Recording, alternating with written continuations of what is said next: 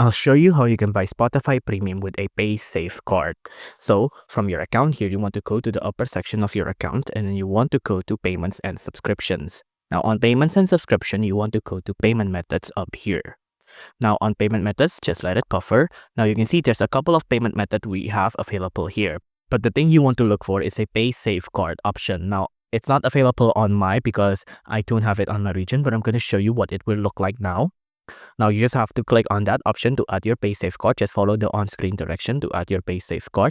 But after that's done, it's just gonna act like any other Google Play payment method. So of course, I'm sure you know how to use that. Now if we go to Spotify, just go to Spotify and we go to the premium section down here.